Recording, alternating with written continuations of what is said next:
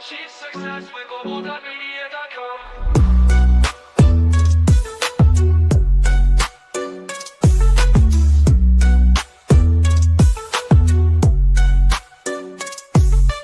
Every step forward is a new beat to your drum. Achieve success with Global.Media.com and celebrate it with or without champagne.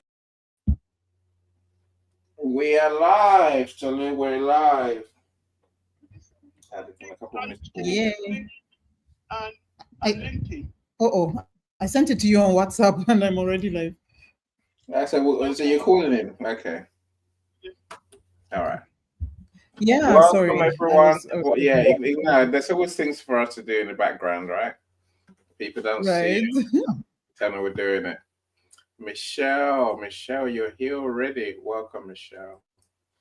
Michelle B, glad you're here. Who else is here, I wonder? I better go and, start my LinkedIn page where it says join. Yes, we've joined. How you doing, Tolu? You're a busy lady, Thank you. I am, yeah? Yeah, well, I see you here and there. I think, of course, you were in Ibiranke's show earlier. Yes. I announced it as family weekend because I think parenting is very dear to my heart just as well because it's still within the family, right? So yeah, I agree. So Josh was here. How you doing, Josh? Great to see you. So when we don't see you, we always miss you. So I'm so glad you're here. Michael's here as well. So Dr. Temi is here. Welcome. Yay, welcome. Joshua is here. Joshua only. Welcome. It's been so long. Yeah. Again, hopefully that means you're on the mend, my friend. Hopefully you're on the mend. Yeah. Latifa, welcome as well. Thank you for being here. If you're here, my friends, drop us a message. Drop us a comment. That way we know you're here. We can welcome you properly. Hey, Tifa. Michael, I know you're here as well, Michael. So thank you so much for all being here. Another episode of the marriage series. Yes. Interesting conversations is what I call them. But now you see why by the time give me 5 minutes and you see why it's interesting conversations. Of course, our special guest Kiefer is here as well. What's that background you got, my friend? I have no idea. I can't make it out. Well, it's a paper. It's a paper, and it's a scenery of a forest. Oh, okay. My eyesight's not as good as it was, Kiefer. My eyesight is shocking. Selassie, welcome. Thank you so much for being here. Josh says yes, and hopefully that means that you are getting better. So, welcome all of you. Look, you're welcome to come on stage and share with us, of course. So I'm going to put the link on the event page because I think this topic it's an interesting topic for sure, Tolu. I spoke to someone earlier today, a few minutes ago, who he was like, "Wow, they're not really important." I'm like, "No, they're not important at all. These in-laws, just ignore them." And it's like that's harder to do than it sounds. So I wonder. Are you talking about in-laws? Yes, blank them. In-laws and forget in-laws exist. Okay. Yeah, just really. You do you, I'll do. We'll do our relationship. You do yours. Thanks for your great thoughts. Bye. Don't like it? Lump it. That's my. Interesting thing. Yes, but I'm looking to see what you and Keith come up with and what our audience come up with as well. So I'd love to know what your thoughts are. So Tolu, let me stop talking. I'll give you the mic. It's your event. So there you go. All yours. Thank you so much, Amy. Thank you, Kifa. Thank you so much for joining us today. And thank you, everyone. Thank you for being here. Michelle, thank you for almost always, virtually always being the first to arrive. Thank you. I've been saying we owe you an award, really, for coming in so early and for engaging so well on the chats. We want to really appreciate you. Thank you so much, Austin. Thank you for being here. Thank you. Okay, I saw. Okay, yes, Selassie, thank you so much. Thank you for being here. Welcome, Latifa. Good to see you. Welcome, Dr. Temi Afolabi. Thank you for being here. Thank you, everyone. I don't think I see everybody from this platform, but I'm sure there are many others joining in on LinkedIn, joining on YouTube, joining on Facebook. We really appreciate you. And thank you so much, Joshua. Really, really lovely to have you here again. I am wondering, okay, no, I'm not going to put pressure on you. I was thinking about the last time and how you sang for us, but I will just say thank you for all the times you've sang for us, and we look forward to hearing you sing again, but only when you're ready. Okay, so thank you everybody for being here. I will start with the rounds like we usually do. We go around and introduce ourselves. I want to say welcome to the Marriage Series, where we talk about all things marriage, from preparing for marriage to navigating the marriage space and everything in between. My name is Tolu Ekwe. I am a marriage and family life coach. I have a background in pharmacy. I'm also an author. I've written several children's books, as well as a couple of best-selling books. The one you see in the background of Annie's image, Lessons We Learned from COVID-19, which is a 10-person collabo I was privileged to be part of. So you want to hear my story, my experience of that, of COVID-19 and the year 2020 in particular, you can find it in that book, along with the stories of many other people, 9 other people, including Annie. Really fantastic experience. It's an anthology. It's called Lessons We Learned from COVID-19. And it's a bestseller. It became a bestseller on Amazon. So I'm excited about that. Also in my background, I will have to move my head. Yeah, so that what you see on the screen is Raging Waters. It's a novel that my husband and I co-authored.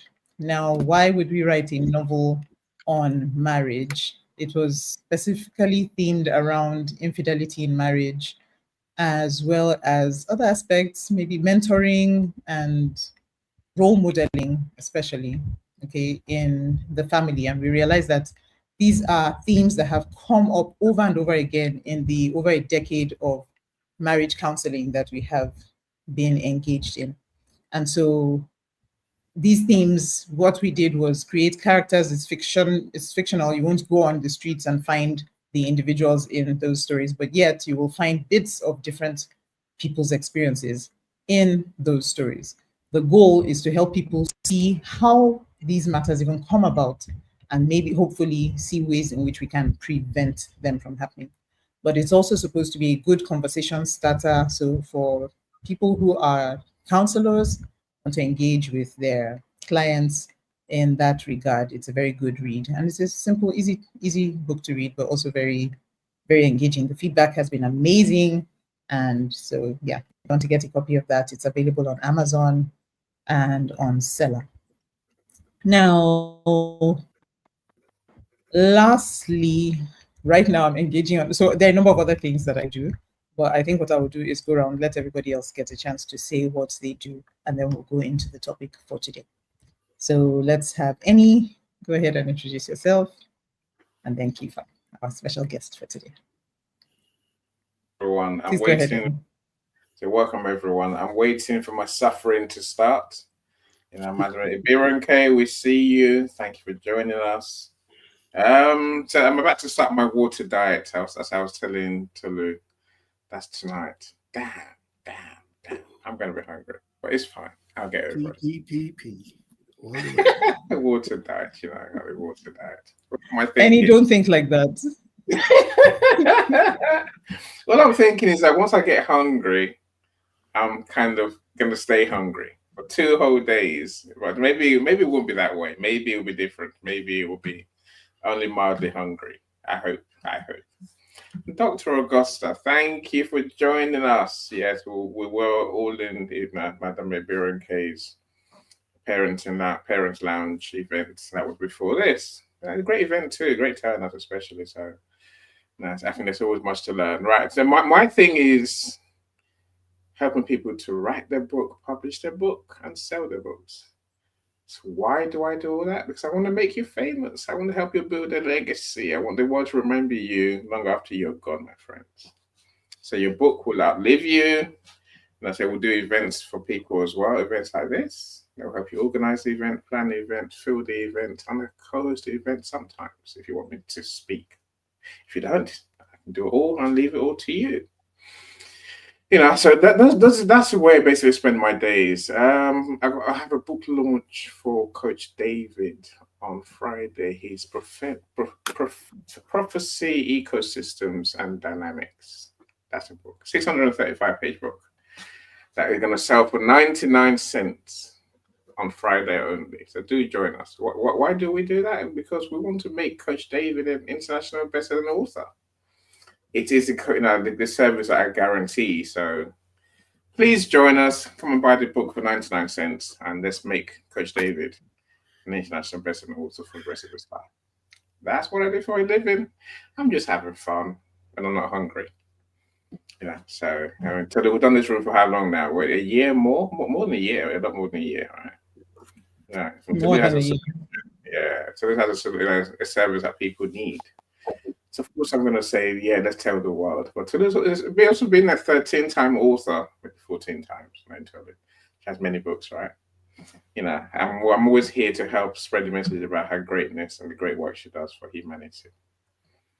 Of course, that's enough from me. I talk way too much. Michael, I do see you. I'll bring you up soon enough, my friend. So I'm going to pass the mic to Kiefer, because our superstar guest today, we definitely want to hear what he has to say on the topic. No pressure. Okay, good evening, Tulu. Good evening, Annie. Most welcome guests. Good evening. My name is Kiefer Allen. Right, so what do? I'm a welder by trade. I've pastored 5 churches so far. I love self-development, and like Annie and Tulu, I'd love to write a book someday. I like to teach life skills. I've been married for 41 years, 5 children. The oldest is 40, the youngest is 27, 8 grandchildren. And I'm hoping to have a good time tonight, Tulu and Annie. Yeah, thank you for having me this evening. Wow. Thank you so much, Kiefer. Lovely, lovely to hear that. Wow, 8 grandchildren. We should have a grandparents event one day and hear the perspectives. What does it feel like to have a child and then to now have a grandchild? Have your child have a child? Is it exciting? Is it scary? I imagine it's what? Spoiling them all the way. Nothing like the grandchildren, I tell you. I can imagine. I can only imagine. But yeah, so it's a delight to have you here. Thank you so much for joining us. This matter of marriage, I'm sure some people may wonder, and I think it's good to start from there. Why marriage? Why am I interested in marriage? Why is it so important? All of us come from families. When all is said and done, right? It doesn't matter what you claim to be, how you present yourself to the world. You came from somewhere. You came from a family. And whether you're dealing with a Martin Luther King or a wonderful leader, or you're dealing with a wicked villain, whether you're dealing with Adolf Hitler or you're dealing with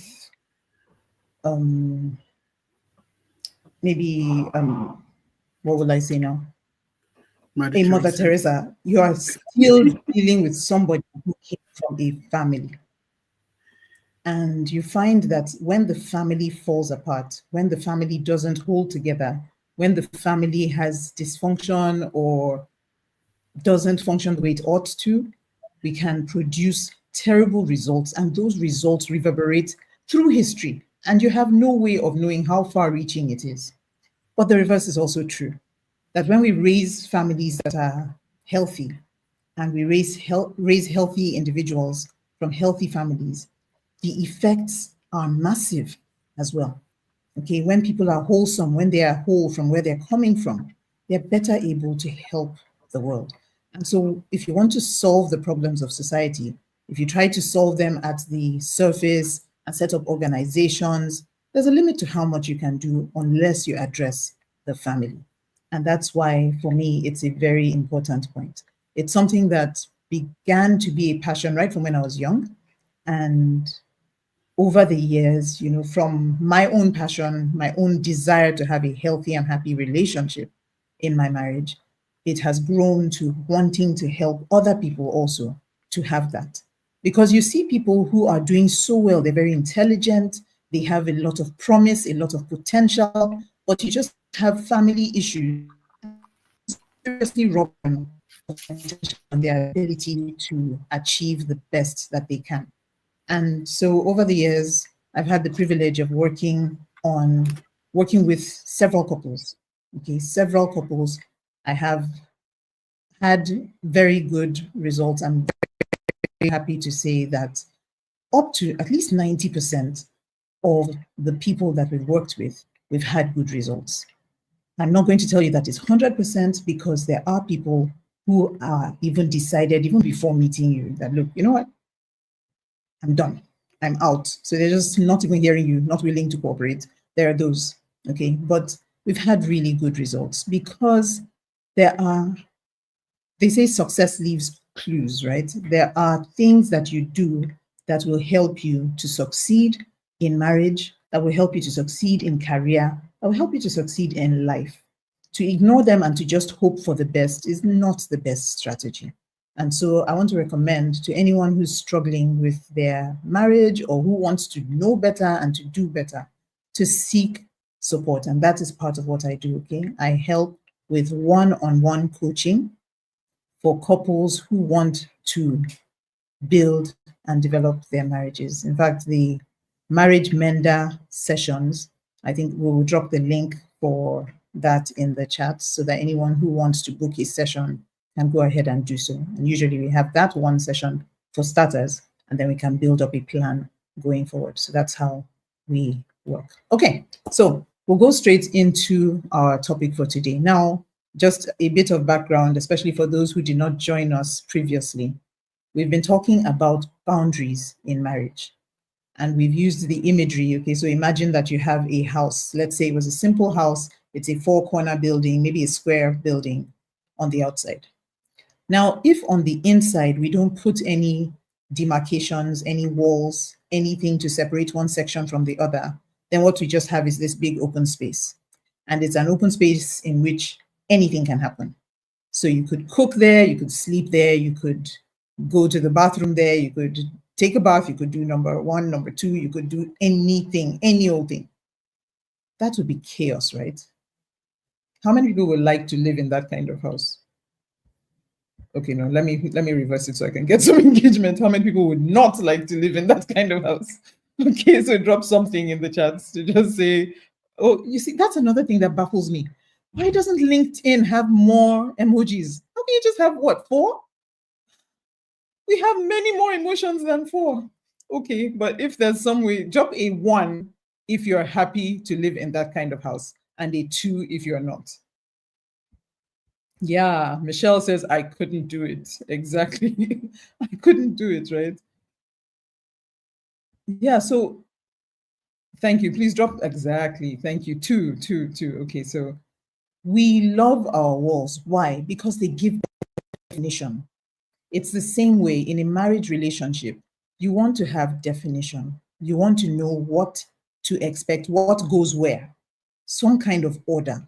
And that's why we're talking about boundaries. So we started off talking about boundaries between the couple, the man and the wife. Are there boundaries? Are there things that separate, or do I lose myself completely when I get married? Okay, and we had an extensive conversation on that. We moved on to boundaries with the children. So you have man and wife, and then they have children. Should the children know everything? Should the children have access to everything? Where do we draw the lines? And we had 2 whole sessions. We had the privilege of having Madam Ibironke. Okay, no, IB. That's going to take some getting used to. Join us to talk about that. And it was a beautiful conversation. You can get to watch those 2 on, I'm sure, on Annie's YouTube channel, on my YouTube channel. are available, and it's good. It's a great one to catch up on.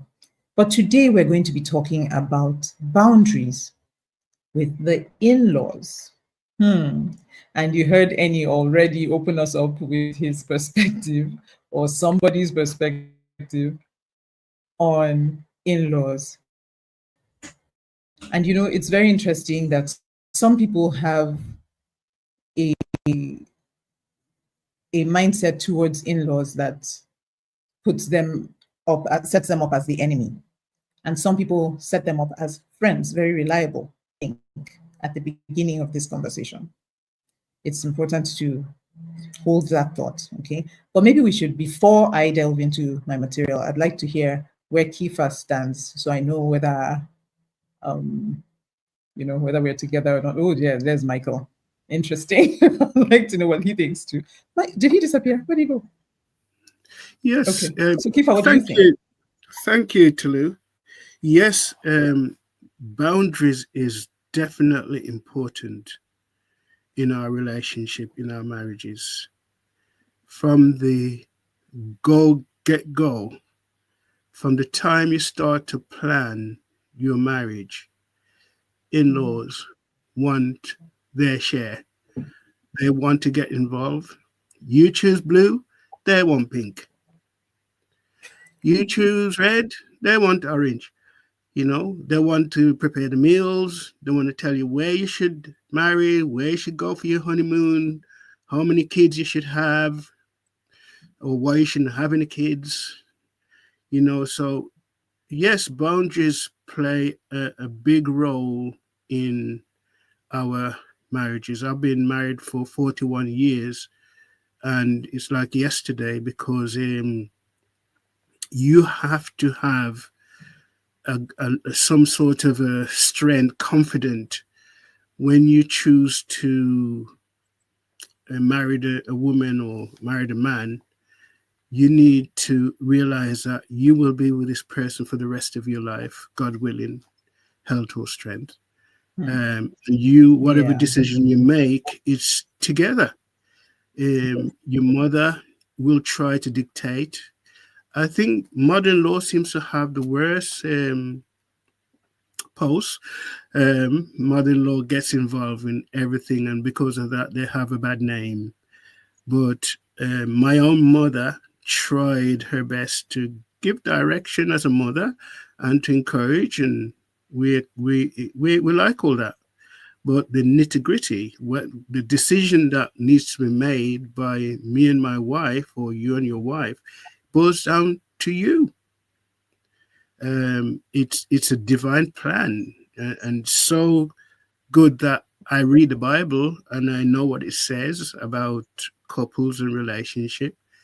It was God's plan, even though He said that in His Word that we are to honor our mothers and our fathers, that your day may be long upon this land. That's the Word of God. But He also say, when you join together with your wife, you become one flesh.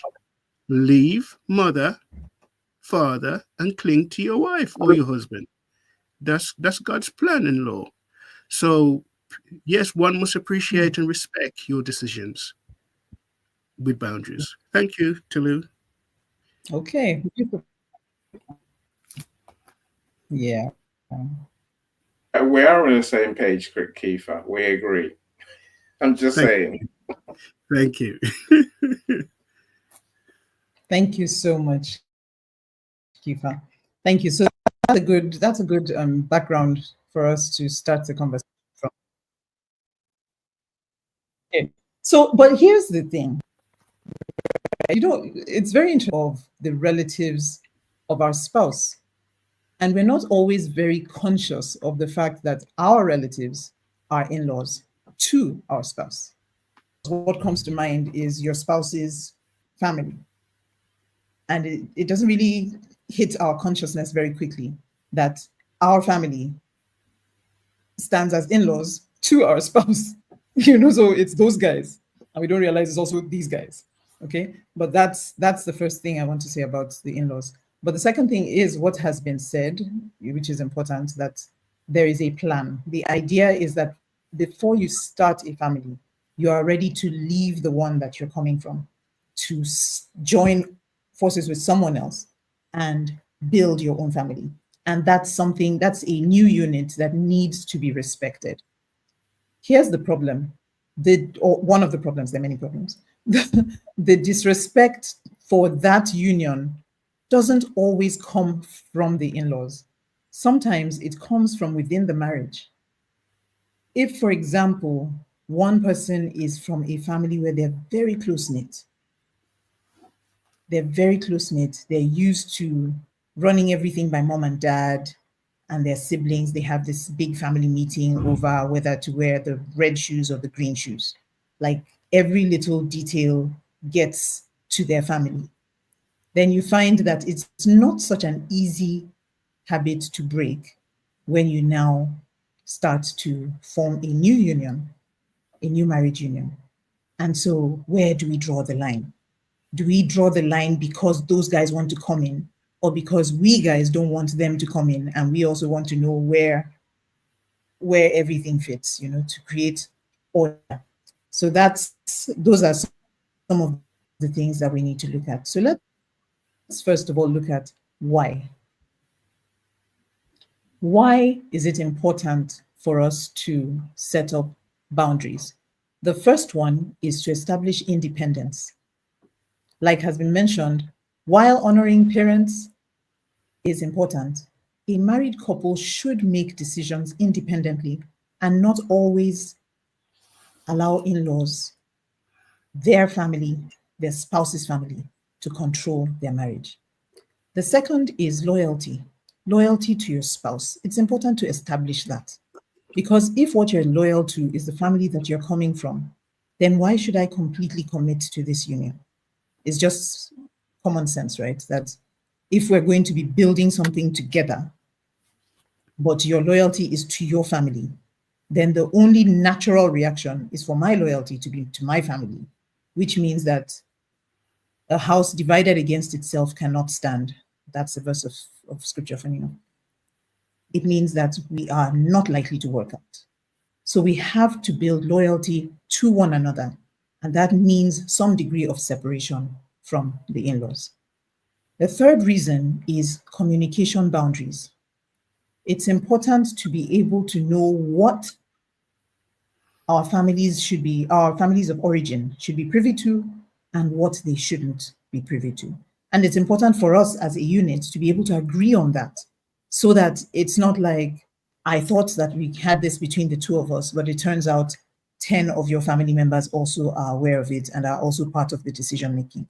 What that does is it affects trust, because now I don't know if what you're saying is what you mean to say, or it's what your family's conference has agreed on and has passed down through you. So it affects the trust in the union. So we need to be able to decide what is the level of access that our families of origin can have to our information.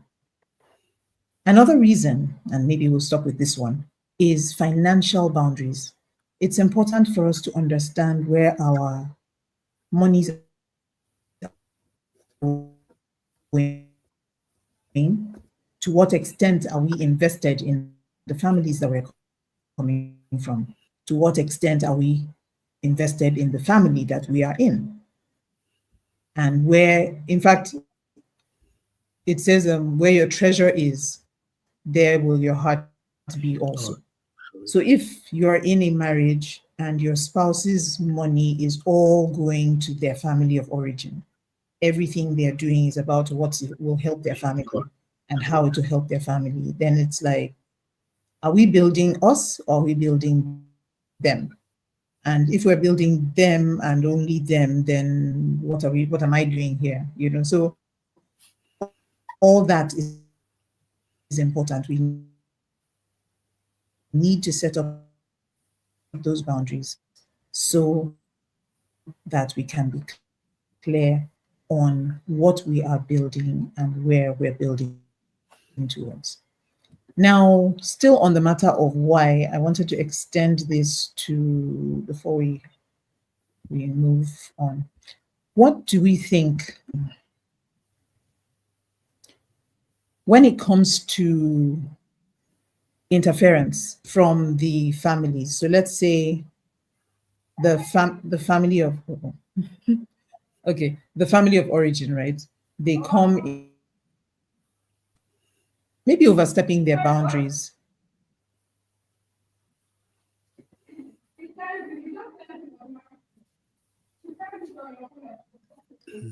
Please help me tell her not to shout.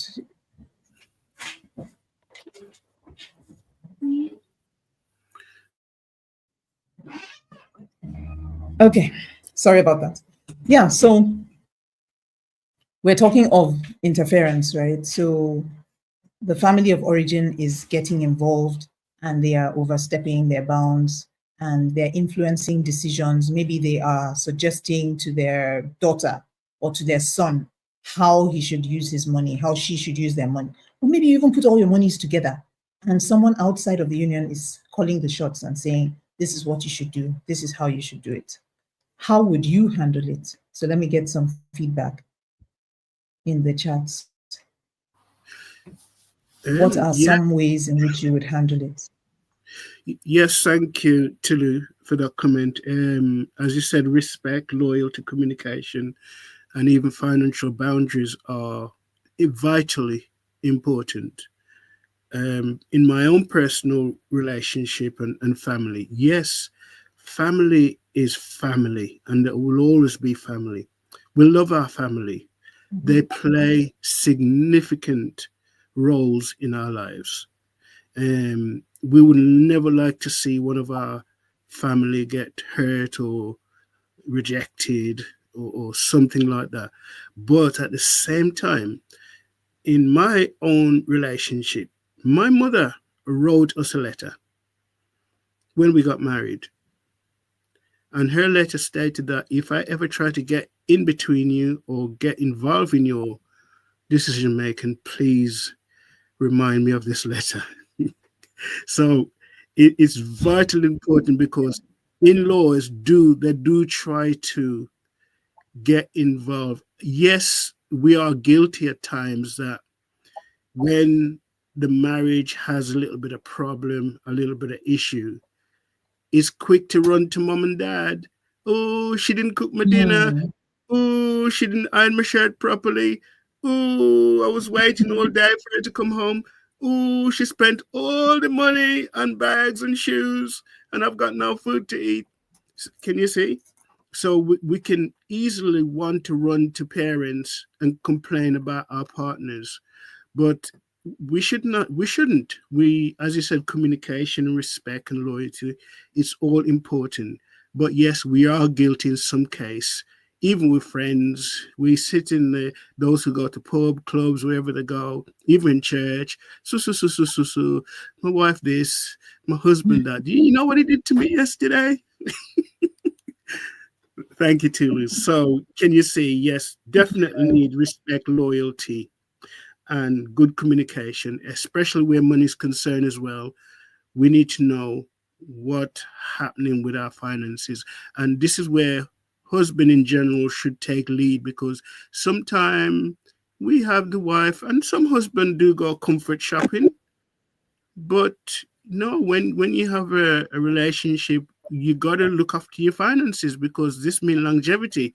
If you spend while and things that what are not necessary, you have to put. I always come up with a plan that whatever happened, I need a roof over my head. I don't want to sleep on the street. And secondly, even if I haven't got a bed, there must be food on the table. This comes before handbags, fur coats, straw hats. Can you see? Thank you very much. Back to you. Yeah, beautiful, beautiful. Well said. Thank you. So, one of the things that has been mentioned, even though it's subtle, is the matter of leadership. Okay. What Kifa has effectively said is that one of the problems with a lot of family interference is the fact that leadership has not been clearly defined. Somebody needs to take the lead, and typically that should be the husband. Okay. Take the lead and define the boundaries. Sometimes you need to spell them out, especially when you know that you have the kind of family that is going to really try to meddle. Okay, it's important to spell it out and say, listen, guys, I'm still your son, I'm still your brother, I still love you guys, but here's how this is going to work. And many times, what that does is it will cause some chaos, to cause a rift. Maybe it may cause some shaking of, especially if people have been very involved. But then after a while, they would come to respect it, especially when they see that you're serious about it and you're committed to it. When they see it, the problem is also where we have, like he described, a situation where someone, when they're in distress, they go and they share everything with the family. When the family wants to interfere or intervene, they say, no, no, no, don't come in. It's like, you're talking out of both sides of your mouth. Do you want us in or do you not want us in? So we need to be clear on what it is that we want, and we need to stay committed to that. So I love that share. Michelle says, I am way too empathetic. I should be allowed 100 because I will give it away. Okay. Okay, I'm not very clear on what that was That's a about, reference to but your all that's a right. reference to your point about having someone steer the ship, so to speak. She's saying that she's way too kind. And she doesn't, Okay. anything Okay. like $100 she tends to give away. Leadership, So yeah. she wouldn't know. So she agrees with you Okay. on that Okay. point. Let, let, Right. So some let me welcome yes. let me welcome Dr. Lisa. Yeah, I still get away with that. She's not Okay. here. Yeah, she's here though. Yeah, welcome, welcome, superstar. Glad you're here. So Yeah. Sarah, I see you as well. Thank you. Good afternoon to you. Good evening now in the UK. But you're here. Thank you so much for being with us. Michelle says, I'm here, but I'm working. That's Michelle Ramos. Yes, Michelle, you got work to do, Michelle. All that chilling. Nah. Carry on working, Michelle. Carry on working. Carry on working. Yeah. They'll see the work you do next from Monday, Michelle. So it's all right. And so Michelle B says, "Don't give up on your relationship. You'll figure it. You'll figure it out. I promise." I agree with you, Michelle. I agree with you. Okay. I'm keeping my powder dry. It's all right. This is it's in those things, isn't it? It's to lose not that complicated, right? I think you said it earlier. For me, when we moved home and when we decided to live together, it has to be our home. It's our chance to start now to make our family. No one's gonna have a voice in that family. It's my family. No one's gonna have a voice. I never gave anyone a chance to say anything. And that's from my side. No, and I think it's based on Kiefer's points. I didn't go running to them about anything. I don't tell them anything. I have no interest in telling them what's going on. It's we have our lives, but we've been doing this for the last 30 nearly 35 years. So I never started off that way. So I was never going to carry on. So they know nothing unless I tell them what I'm going to tell them, and they don't. So my lot don't know anything. My wife's lot don't know anything because we're not the sort of people. We don't tell anyone. And we don't run to our parents because no, we're old enough. I'm 50. Who am I going to run to? What for? I don't want your point of view. I'm going to do anyway. So if you take offense, oh well, deal with your life. I'll deal with mine. That's how it is, right? Yeah, that's why I take it. Well, What's your take? that's how. So that's how it is now, Annie. And obviously, I would be shocked if anyone would be struggling with this matter 30 years, 35 years into their marriage. Some people would. But if they are at this point, it's probably been there all these years, and it's like they've just decided, you know what, there's nothing I can do, throw in the towel and just watch what happens. But many times earlier on in marriage, Hold especially, on, I think that's where hold the on. problems really Tulu, come up. Tulu, Tulu, Tulu. It's not throwing the towel. I think it's taking responsibility. So my wife has parents. Yeah, we see them. They got thoughts. They know it's in that ear out to the other one. They know we're not gonna listen to anything they're gonna say. No, my wife's brother and his and sister-in-law come here pretty much every day. Yes, we're a family, but we're not going to listen to anything anyone says. We're just not. Why? We don't tell them what to do. I mean, maybe that's another differentiator. If you are prone to tell your in-laws what to do, then they have a right to tell you what to do too. Um, could I just say on that count, Annie, that sometimes it's the respect that you have for your mother, your father, and but also we have to remember we have to respect for our wives too and our husbands.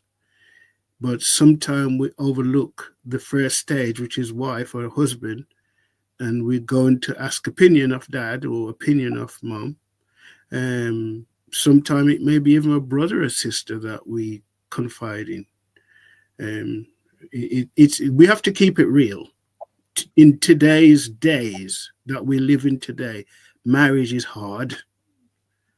It's hard, but you have to have a made up mind that this is me and this is how we're going to do it. We're going to work it out. The world is full of divorced people. Why? Because marriages are breaking down. So we need to make that decision hardcore that this is what I want. If it breaks, I'm going to fix it, or I'm going to try my hardest to keep it together. Thank you. Good share, Annie. Good share. No, I think I agree with you. All my loyalty is to my wife. That's it. Because when I was a kid, it was to my family and to my parents. But I said as soon as I moved out of home and decided to set up family with someone else, they can't be the priority. My wife has to be priority because, like you said earlier, that's the person I'm going to live with until I die. My parents are going to go sometime soon, I would hope, right? I'm just saying that they'll go before us.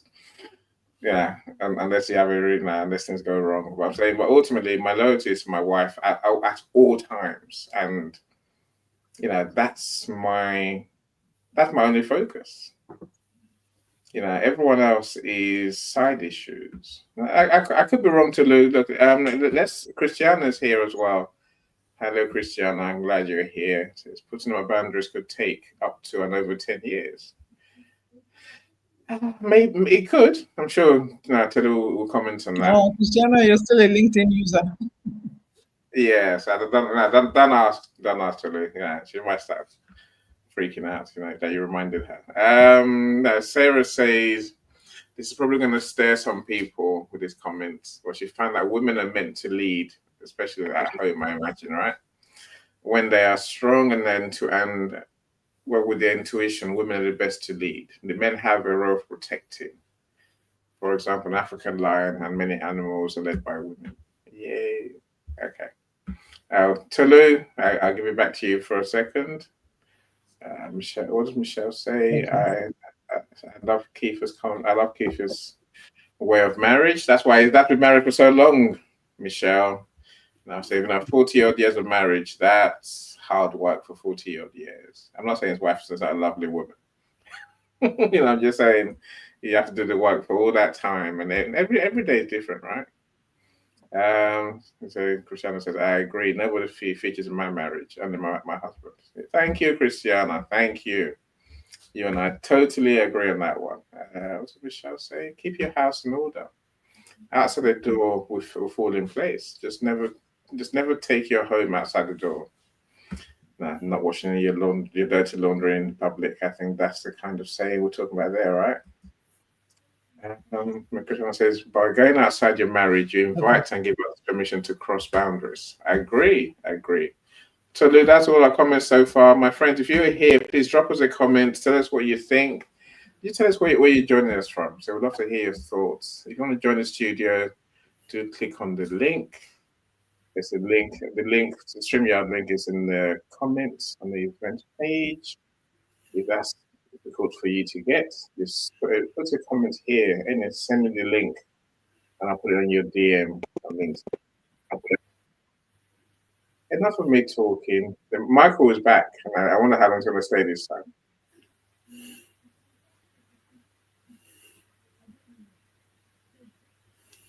All right. Thank you. Thank you so much for the comments. Michael, are you available now?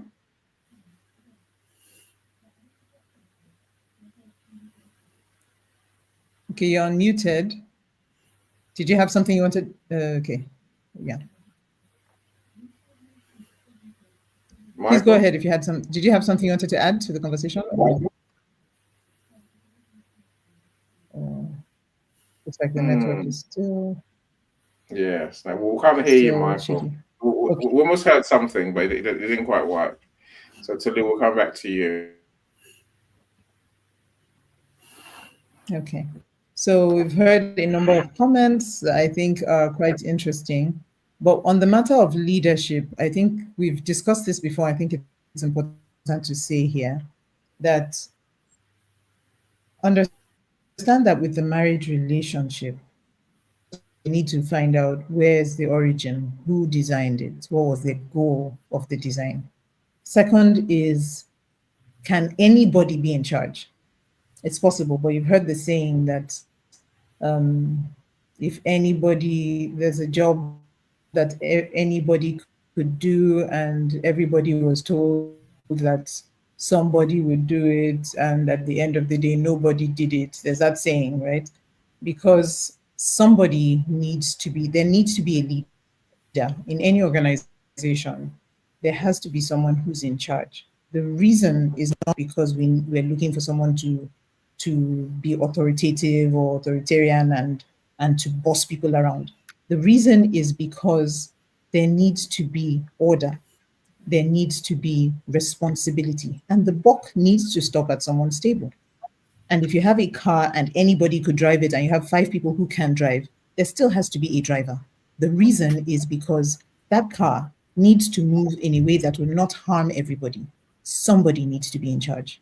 If five people are all in charge, then they're going to have five different ideas. At the end of the day, they will either not move because one person wants to move back, one wants to move left, one wants to move right, one wants to move forward.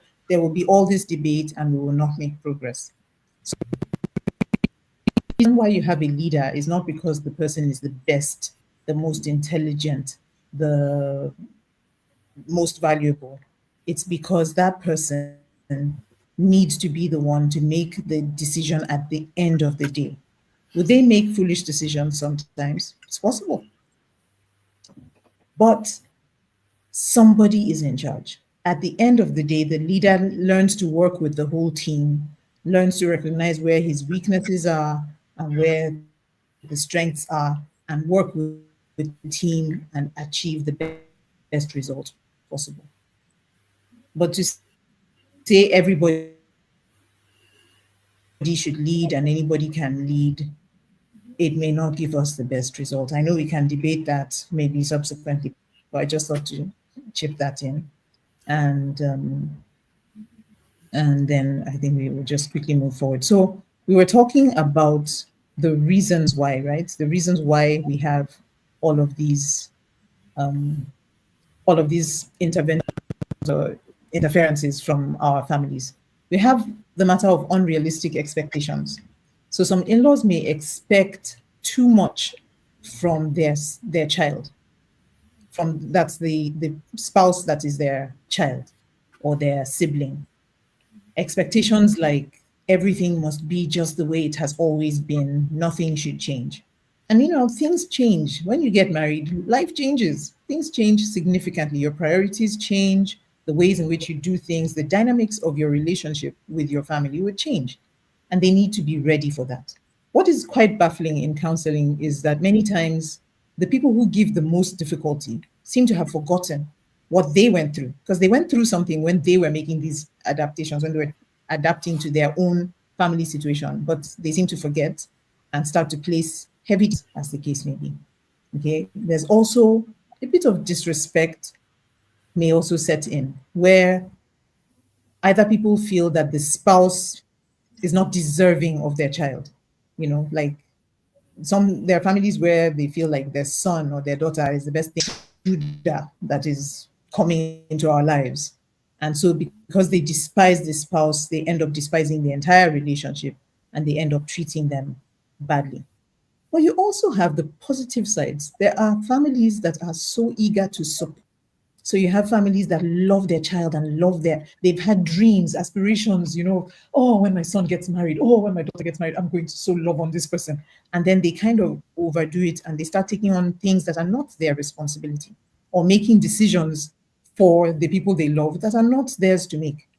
If they plan a holiday for the couple had their own plans, they had made their own decisions about Christmas. How would you feel about that? Your in-laws have bought you tickets to go to Hawaii for Christmas, but they didn't tell you, and 2 days to the trip. Boom, tickets. Let's hear feedback. Well, as you said, Tulu, leadership is important in the marriage. In today's world, men were meant to lead, if we're honest.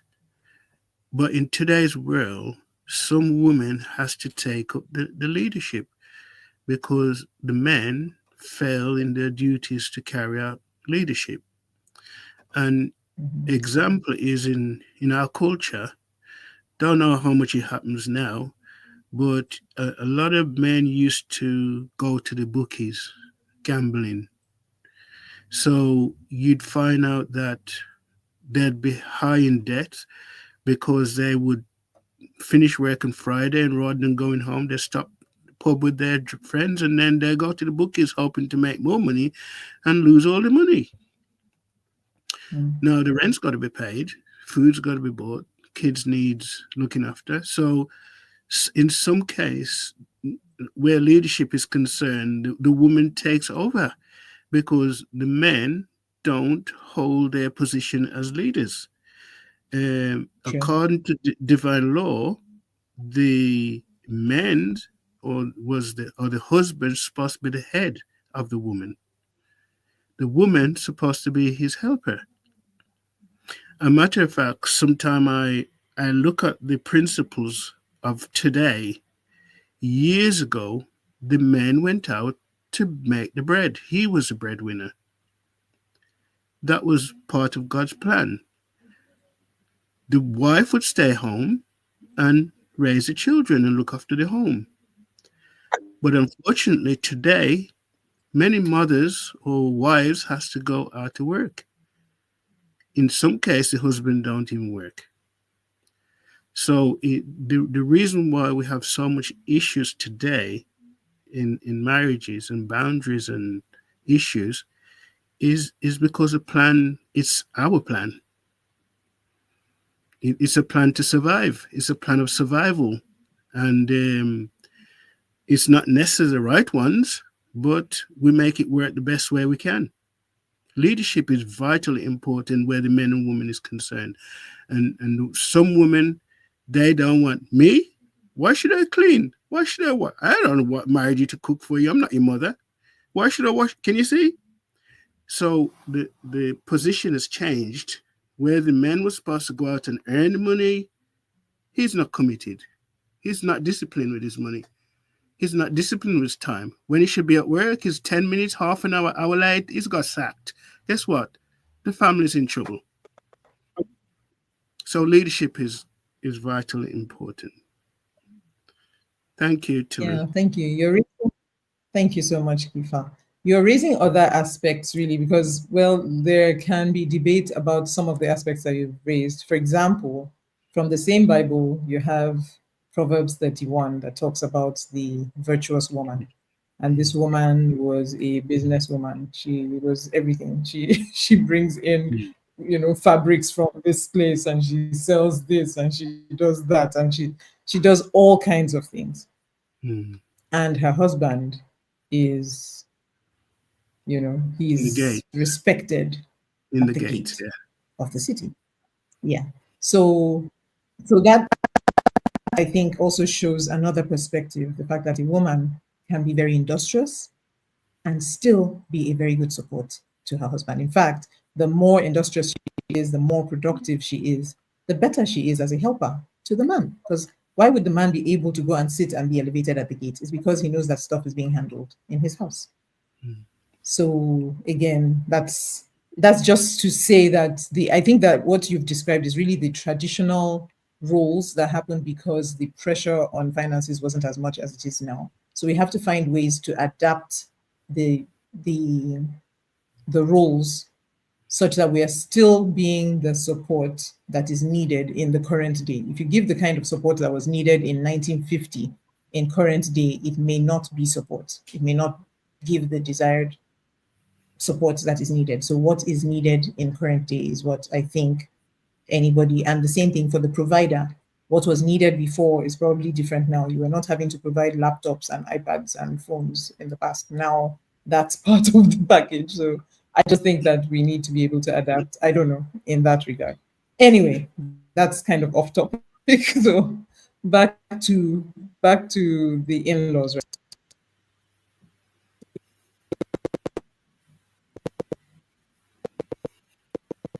With the in-laws, okay, so let me see if we have any comments.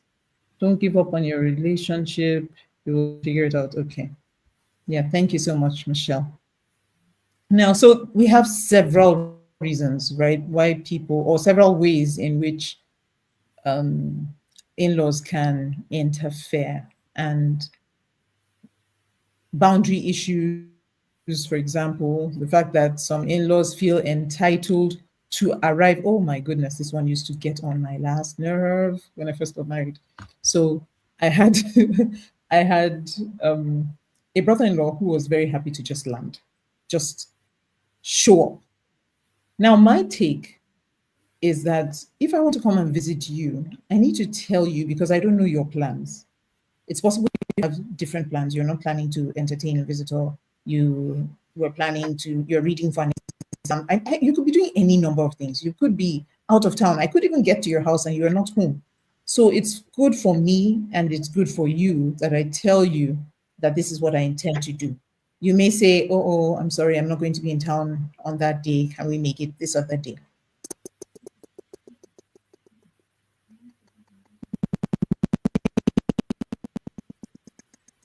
You're breaking up, Tulu. We're not hearing you. But unfortunately, it was perceived as as being uppity, as being, you're trying to.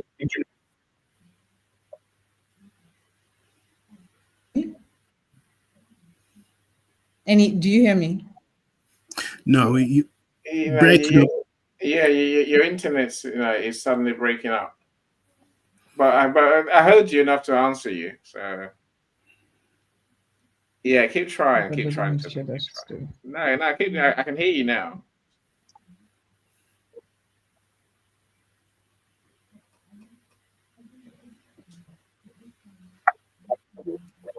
Okay. Do you hear me now? Okay, Yeah, great. yeah, we hear So you. when you have a situation where you try to define boundaries and it is perceived differently from what is intended, okay, because one of the things that I think is important, mutual respect. Like, I shouldn't do to you what I don't expect you to do to me. Then it seems like sometimes those kinds of things happen. So you have that with families, and I've heard that happen in different ways over and over again, where in-laws feel entitled to be able to just access their child's house, their sibling's house, just whenever they want, however they want. And because this is a different setup, this marriage is it's unique, it's separate from what they're used to. They need to adapt, but they are not willing to. So in those kinds of situations, you find that there's a lot of wisdom that needs to be applied. But again, leadership comes in. I don't know. Any comments on that? Kifa, have you had Yes, yeah. Sometime any such experiences? okay. Yeah, with interference. Let's call it interference. And sometimes it's well wishes. They just want to see that, okay, old school parents normally like to come make sure all the house is clean. They want to see how your wife cook or your husband cook, or is he keeping the lawn? Is all the children behaving? That's old school. Yeah. these days in the modern society, you are right that with the busy lifestyle that we have, it's good to have a tip of that. Oh, I'll be around later, or I'll see you on Saturday, or I'll see you on Sunday, so you can actually prepare and be ready. Right. I have a brother-in-law that lives very local, and he's here very regular. But he's like a good friend, but he also picks up the slack because he's got nieces and nephews, which he sometimes step in. See, in those places when you have young children and in-laws come along, it's great because they help to groom them. My brother, my late brother, he he came, he'd just drop in on the way from work, but he wasn't just getting in your way. It's because your home was somewhere he found comfort. He'd get a cup of coffee, time out, but also in the same place he would like bring the children things, take them out, young ladies, young men, take them out to places that parents don't often have the time to do. So sometimes in-laws do play a good role in those positions, but there are times they can get involved in your issue when you don't want them to be there. And with my family, and we have Absolutely. with Absolutely. my wife and myself, we have a tradition where and Chris New Year's Day we normally go to our either we go to Boxing Day, we go to my parents to visit, and New Year's Day we go to her parents to visit. Now I'm a little selfish. If on Boxing Day you feel that I ain't going to your parents, yeah, you don't expect me on New Year's Day to run to your parents either.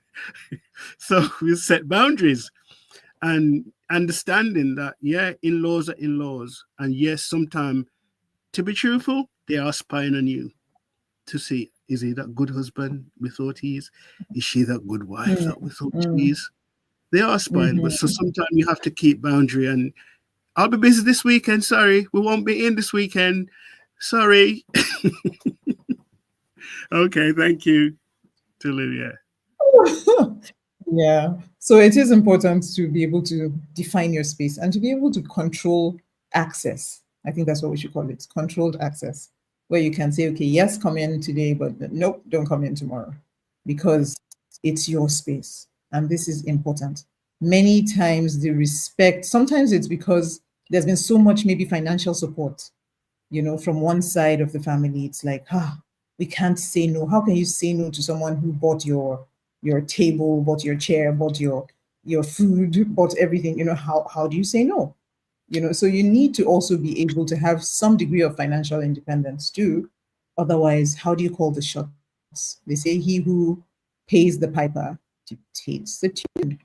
So that's another factor that many couples experience. Any wanted to say something? So now you two are speaking a whole Any? different language.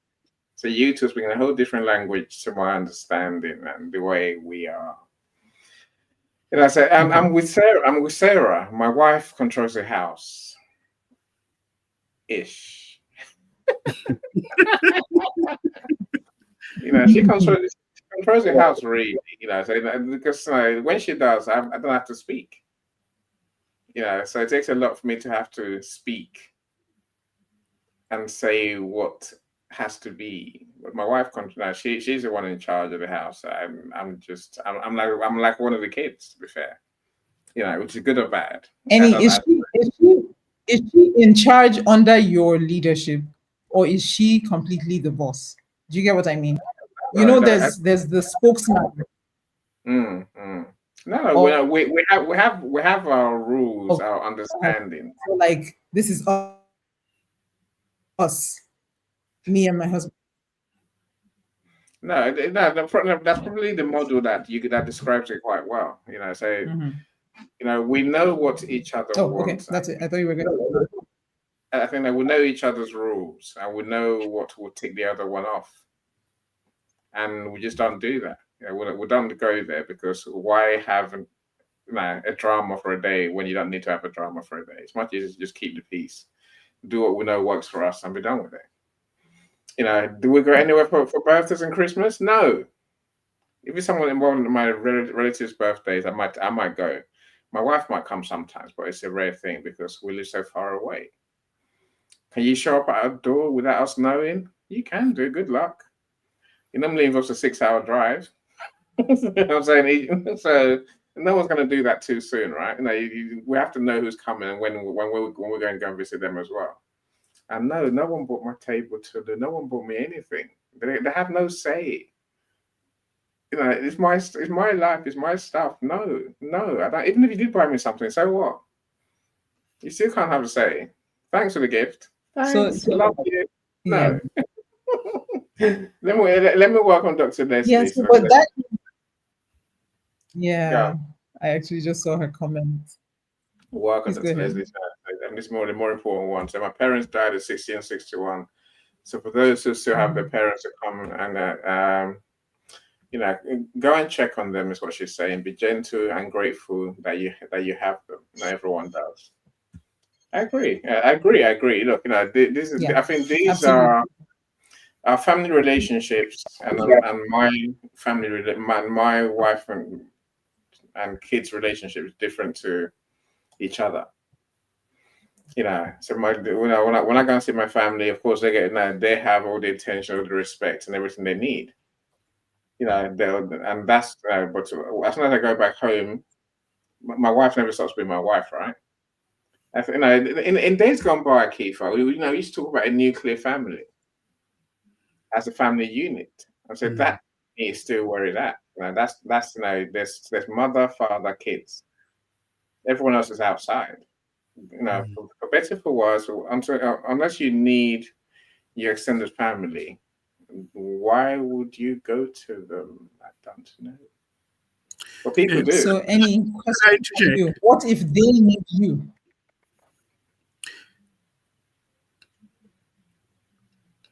Yeah, they can. You know, look. I heard your question very clearly, Tolu. I had to think twice. If my sisters need me, I'll show up. You know, but it's very rare that my sisters have said, "Come and deal with this with my husband." No, that's not my place. Don't look at me. You deal with it. Really, you deal with it. I have nothing to say because I know a fact, Tolu. When I leave here, you two are going to carry on as if I was never here.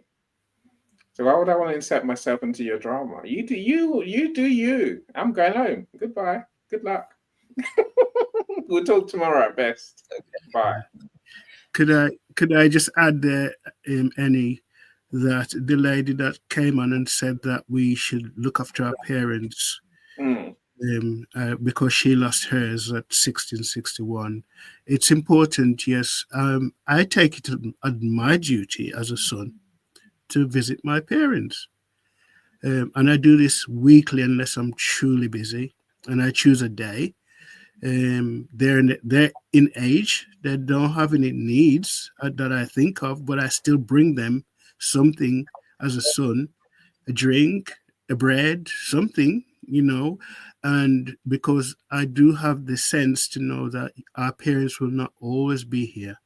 We might go before them, but as my dad's 91, my mom's 83, and they're an age. They're doing pretty well, but I still feel that I don't want to wait until that day at the funeral where I'm saying, oh, I should have, I could have, I may have, So, and my wife understands that.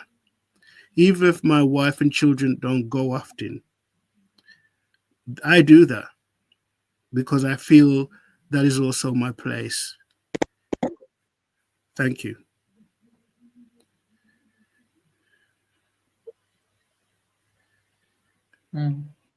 Thank you. Thank you so much, Kifa. And thank you, Leslie, for bringing this side of the conversation up, because it's important that we understand that the goal of setting boundaries is not to shut out, it's to create order. It's not to shut out, it's not to say, okay, you guys get out, and we're not saying lock the door and lock the gate and throw away the key. That's not what we're saying. What we're saying is that we want to have a healthy respect for one another, a healthy understanding of how we relate with our in-laws. That these are our people. They are my in-laws. It means they are his family, his siblings, his parents. They are his in-laws means they are my siblings, my parents. Okay, so we want to make sure that our people relate with us in a way that is healthy for us and for them. And that way means that there are boundaries, there are areas that are their responsibility. I mean, of course, I want my parents to be able to relate with my children, with my husband. I want us to be able to visit them. I want them to be able to visit us. I want us all to be one nice, big, happy family. I love family reunions and all of that. But should we constantly be having to deal with what they want and what they say and what they, it's a lot. And so it's good to set those boundaries. Okay, this is what belongs here and this is what belongs there, and help everyone to understand your boundaries, because that's another challenge. If you decide between you, this is what we want, and you don't communicate it in a way that helps them to understand that this is what you want, but that what you want is not doing them harm, what you want is not alienating them, it's just helping you guys to thrive. If that is not communicated well, then you end up having warfare, because it looks like something's going on. We're fighting. It's us versus them. Let's bring in the armies and let's let's fight. And that's not what we're trying to do. The goal is so that the marriage is given space to thrive. This new family unit is allowed to thrive and is allowed to grow in a way that can now build for interdependence as opposed to dependency or codependency with our families. So that's what we're trying to achieve. Okay, so just a few more points. I have quite a lot that I could say on this, but let's look at it from the perspective of the individuals in the marriage. So why would we be having boundaries being crossed, or even no boundaries, or why would there be interference from the perspective of the couple, right? You find that we've alluded to some of them. Transition struggles. It's not easy without being conscious. It's not easy to make that transition from being a single person where you're a member of this big family, you're part of the whole family unit, somebody else is making the responsibility is not all on your shoulders, to this place where you're now responsible for what you decide and what happens, what the outcomes are for you and your spouse. It's a different ballgame. And sometimes if you've been babied for a long time, you kind of crave that. You want that safety net, that knowing that everything will be okay because daddy and mommy said so. It's not a very easy transition to the point where I'm now responsible for my choices, and not just for my choices, but for even the outcomes that will come out of that, for other people, for my spouse, for my children. It's a lot, and some people find it more difficult than others to navigate that change. Another is the desire for autonomy, that while some couples desire it, some don't. You find some people love big families, like let's just all be together, bring everybody in, let's all have fun. And many times when you have a couple, one may feel like that, everybody in, and the other feels, hey, everybody out. You have to find a way to now strike a balance so that you don't hurt one person, or you don't please one person at the expense of the other. Striking a balance is important. Okay. Still, there's the matter of this sounds like a conversation you need to have before you get married. Yeah, you need Of to course. agree. You need to understand your other half's views and thoughts and feelings. I say that because I remember my biggest shock, and the only shock I've probably had in our relationship, really, when our youngest was born. Again, because there's distance between us in the UK. We have real distance. I'm in London. The parents are in Cornwall, 6 hours away, right? Then from almost hearing nothing for years, nothing.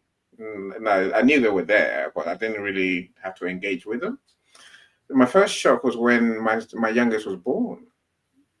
So we've done the hospital thing. We'll come back home.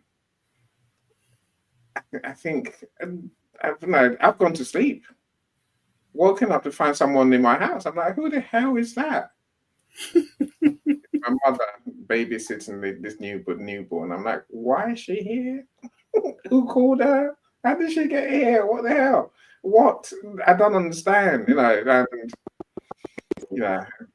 was truly, I was shocked, but I didn't make a song and dance. I'm like, okay, you do your thing now. You're the grandmom. Do your thing quick, and then go home. Leave me alone. And that's exactly what happened. After a few hours, she left. Now we're nearer to them. So now we've moved to Cornwall. So now, do we do the family thing? Yeah, no, there's we're in Cornwall, and another thing to say to everyone here, we have open doors, literally open doors. If anyone can walk through my door right now, they do. If neighbors come and you don't answer them, they can walk straight in and say, well, is anyone here? That's a Cornish thing, But I'm saying, that's how her my brother-in-law and his wife come in every day, and they just do, right? And they leave afterwards. That's a good thing. Now they might stay a long time, but they do leave. And there's I don't know, I think there's still respect that it's our house, it's not their house. It's our lives, not their lives. It's our kids. They might have thoughts, but we're not going to say we're not going to give them that much attention, really. Keith, go on, please. Oh, just a question for you, Annie. Do you rather they was closer, or do you mind or do you don't mind they live so far away? No, we're closer now because we moved to Cornwall 6 years ago. So literally, I'm 5 minutes down the road from them. Yeah. So I know where they are. Unless they have a need, I don't need to show up. But my wife goes to see them regular because it's her parents, not mine. My family responsibilities is more going 200 miles down to see my sister in Bristol, where she's married now as well, and my sister in Milton Keynes. That's another 500 miles. I'm saying that's a lot of miles to go, so I can't just turn up randomly. And when they come here, it has to be well planned because they need somewhere to stay. My house is big. It's not that big. It can't accommodate everyone. Are you with me? There's limits to what one can do. Yeah, the boundaries.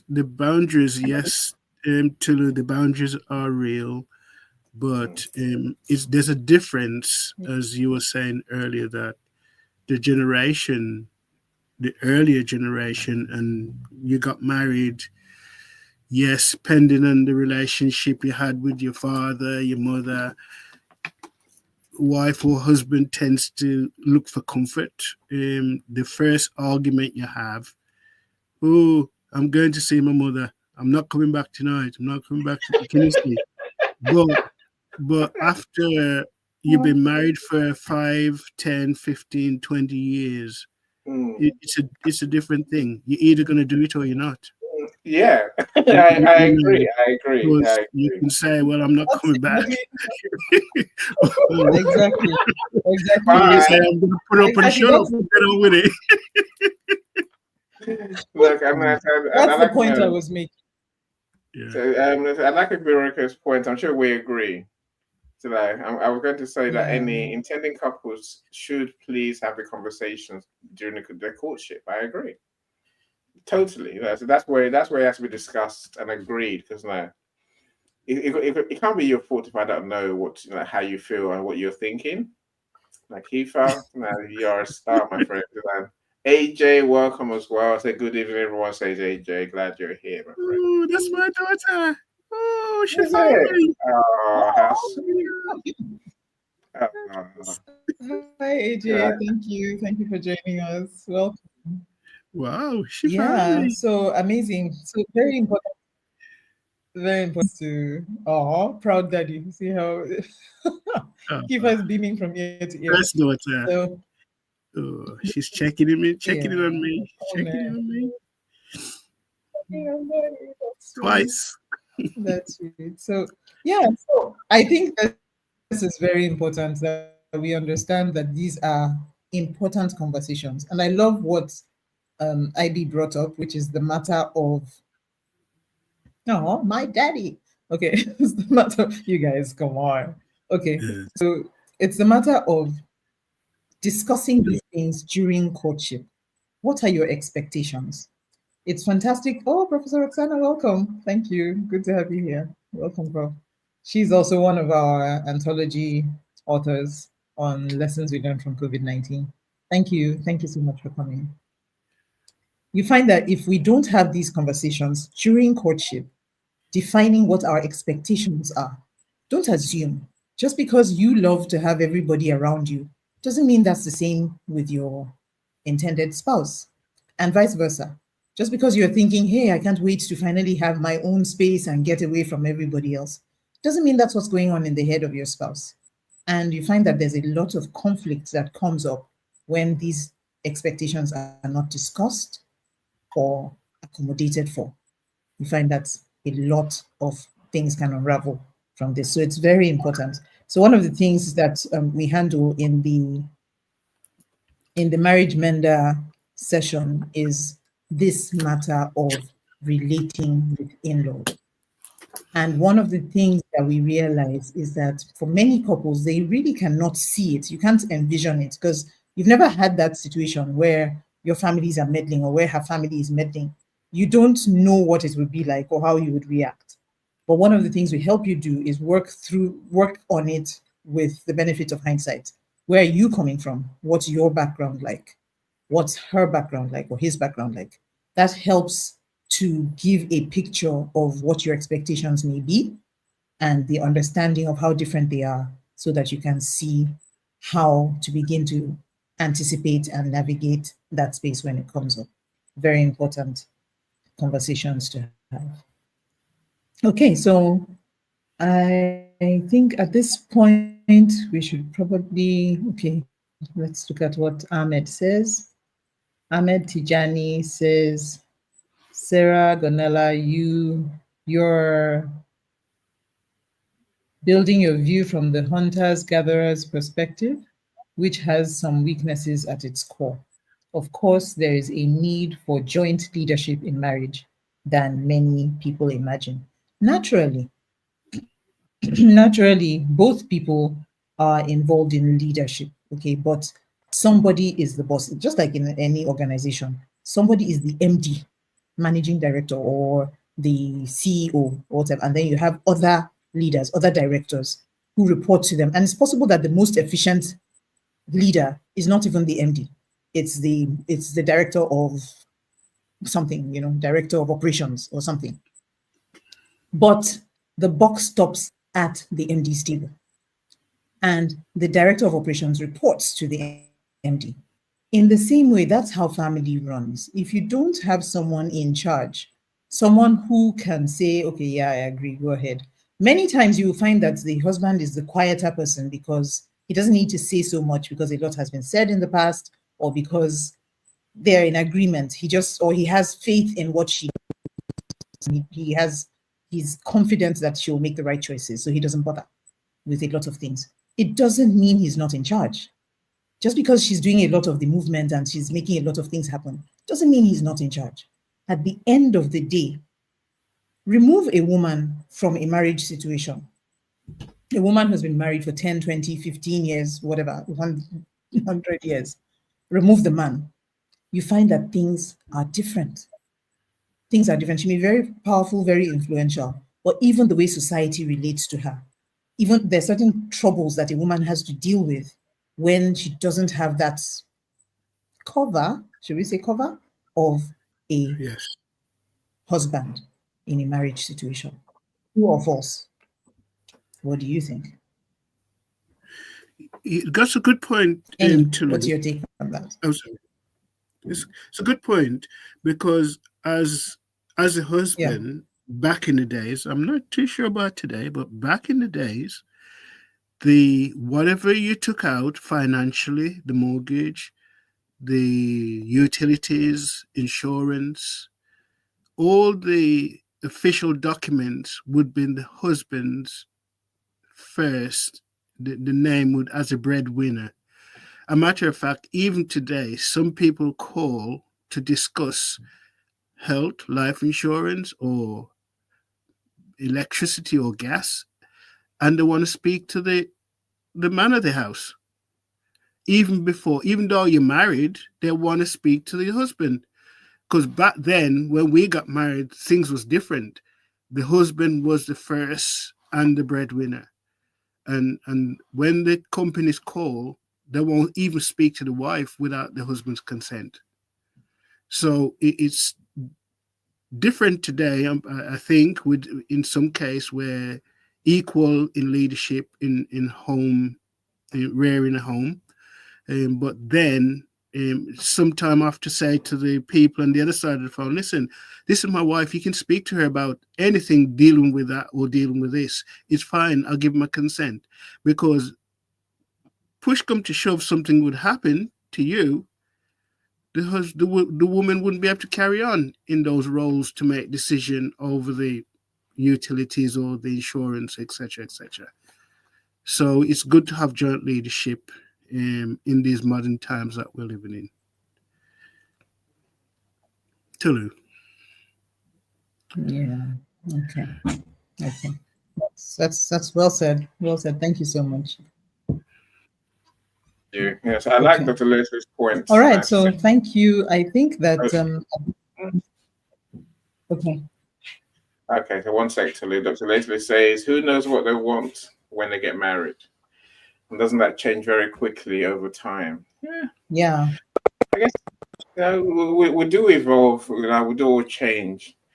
But I think, some of our characteristics don't change. If you ask me, I'm just giving you my point of view. I'm not a very social person, so no, I don't want everyone around here ever. Hasn't changed. And I'm not a very shouty person, so I'm happy to just let my wife do what has to be done, what she has to do, and she lets me do what I have to do as part of it. And I think whilst I think I'm talking a bit about roles, it's deciding who's going to do what in your marriage. I don't mean conjugal roles the way they used to be. Only the woman cooks, cleans, and so on and so forth. I'm saying you have to negotiate who really does what. Now, I think our point earlier, what goes on behind closed doors, only you lot know who live in that house. And so it should stay. Now, what everyone else does, everyone else is assuming. Your family, your in-laws are assuming they know what really happens. Even if I go and tell my in-law, my relatives, here's what's happening, the reality is probably going to be different, especially if they hear both sides. I think that's what we have to bear in mind. And even though some people change, many things will change. I agree with you, Dr. Leslie. But I think there's some core fundamental principles that I think we maintain. Whether for good, for better or for worse. Dr. Leslie says, with devastating stats of marriages staying together, I wonder if we can't use this issue of boundaries for people who live together, cohabiting, in other words. And I'm always one for saying it starts there, Dr. Leslie. It starts with cohabiting, right? If you cohabit, then you will know each other's rules, preferences, expectations. I know Tulu's got a different point of view. Go, Tulu, share with us. I have a different point of view on that one. So anyway, so back to the previous point she made. I just think that the reason why you have these conversations before you get married is because it gives you a baseline.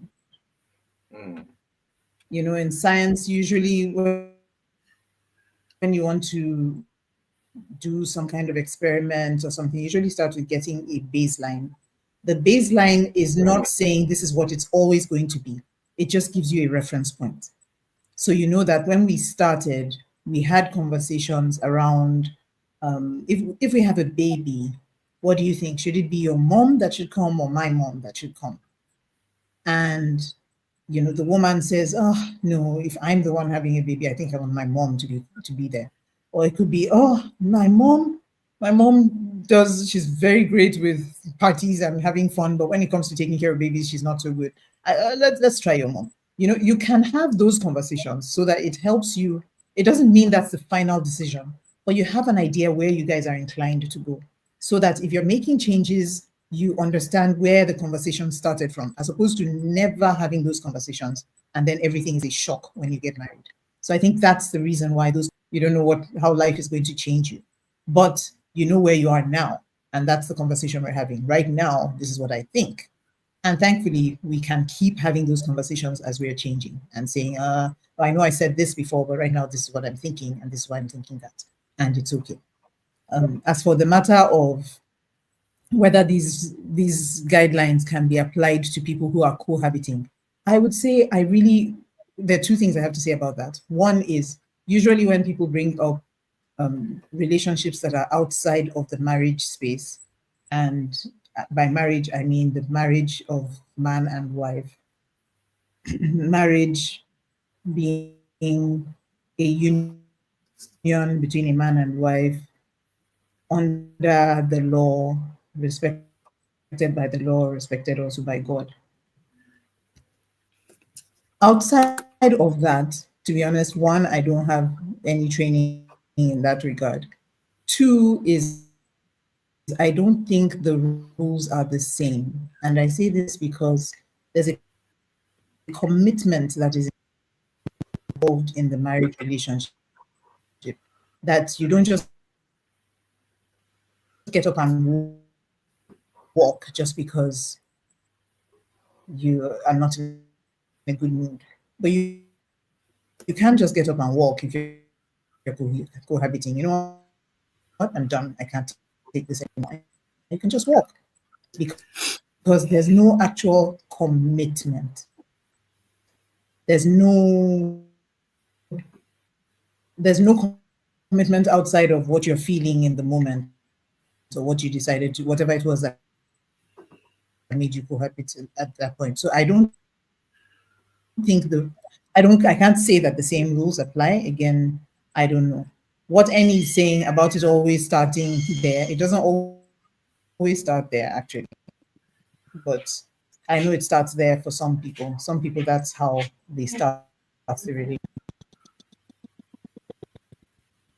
But there are lots of people who don't, and so it's important to also just make that distinction. But yeah, marriage is an ever changing thing. Of course, things change.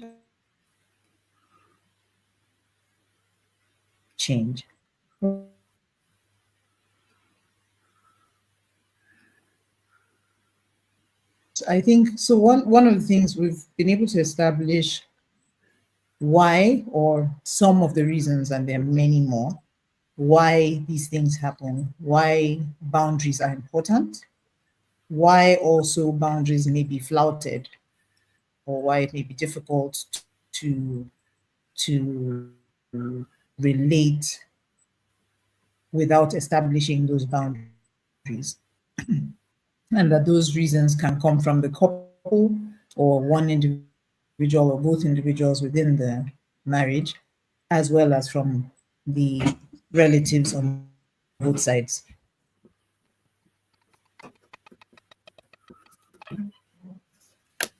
Yeah, this door is not helping. Okay, and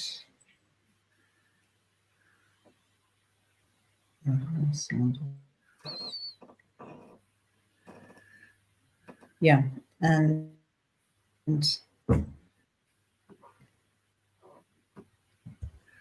I think you're breaking up a little, Tilu. But I would just interject sorry, looks like okay. while your system is breaking up, that as you're Yeah, talking about and cohabiting, which is so why is that happening? We've also been able to see what the boundaries are like, and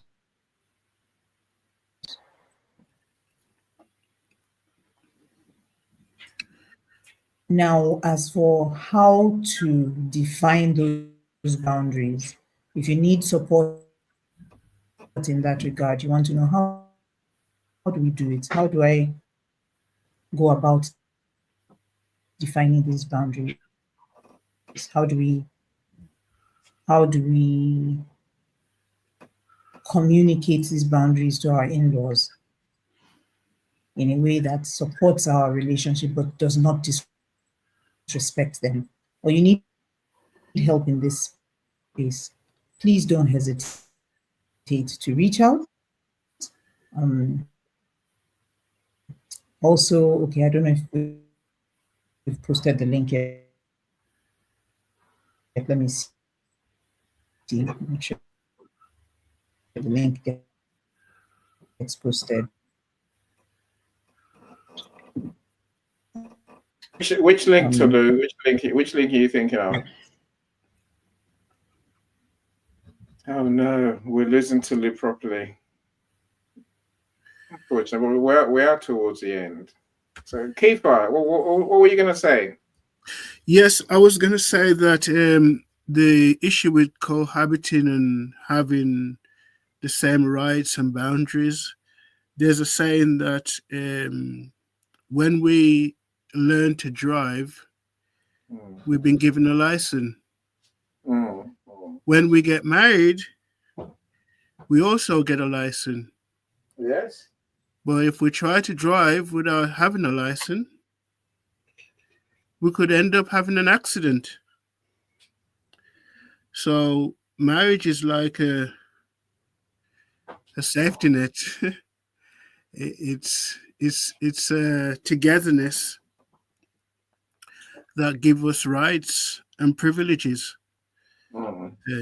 Even though the world today, there's happy people that lives together without being married, but there's benefits that come with having a husband or a wife. 100%. Even your taxation, you pay less taxes. If you lose, one year drops, the other gets what you left. So there's benefits from being married, and even the boundaries, keeping it real. We love our family. We all need our families, but where boundaries are concerned, with respect, loyalty, and good communication, we can all live happily ever after. We can. Look, I agree with you. We there's many reasons to get married. There's many reasons to get that license, as you call it, Kiefer. But would I get married without the lessons? Without the driving lessons? The only one going to learn those lessons, my friend. You can practice after. I always do